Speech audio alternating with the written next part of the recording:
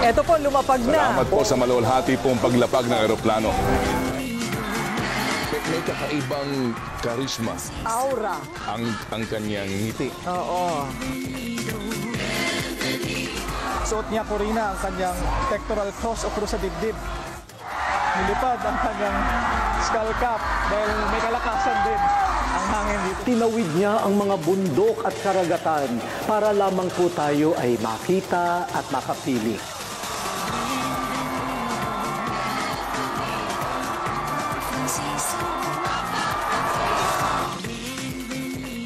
Dito ay excited na o hindi na magkamayaw ang ating mga kababayan habang dumadaan po si Pope Francis.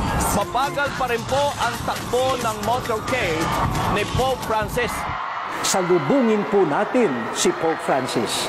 Salubungin at batiin ng ating masayang ngiti at masigabong palakpak.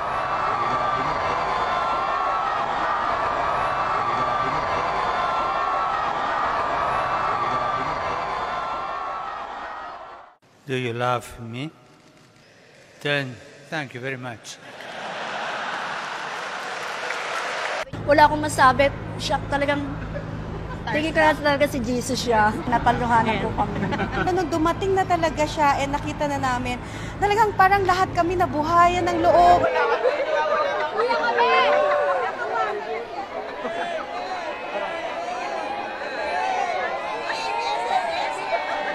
Napakaswerte namin, miski yung makaraan na papa dito po dumadaan sa amin.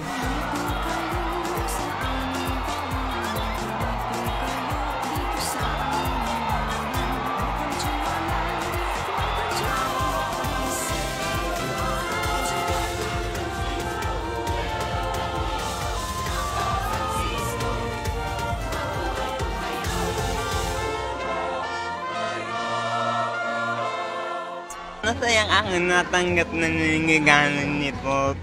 Kasi po, pangarap ko talagang naibigay yung kay Pope Francis, yung regalo ko. Heavy to intense rains ang inaasahan sa mga lugar na sakop nitong 350 diameter radius at kabilang na dyan ang Leyte.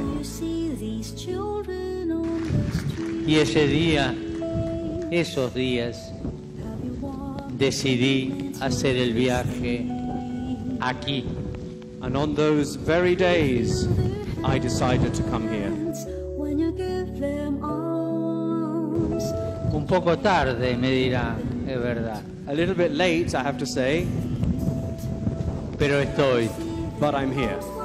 Hindi kasi lahat ng tao na may pagkakataon na makikita si Pope.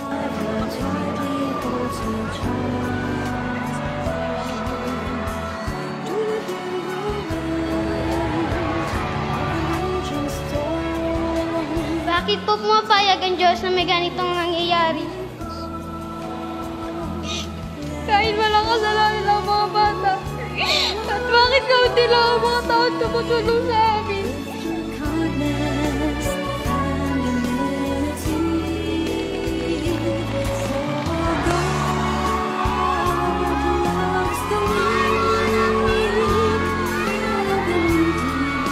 Grabe yung aura, 2 seconds lang.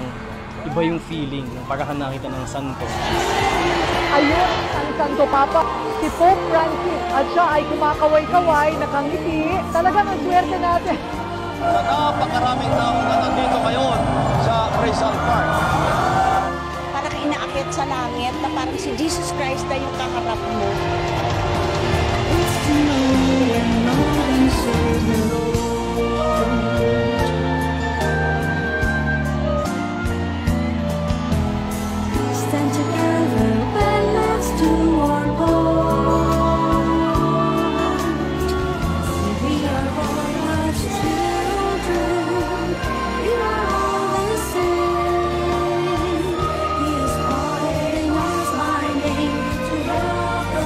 Naalala ko yung 1995, so wala talaga. So nag-relate ka lang sa TV talaga. Unlike now na dito mo lang sa social media, for now, may chance ka rin na ma-share sa mga friends mo.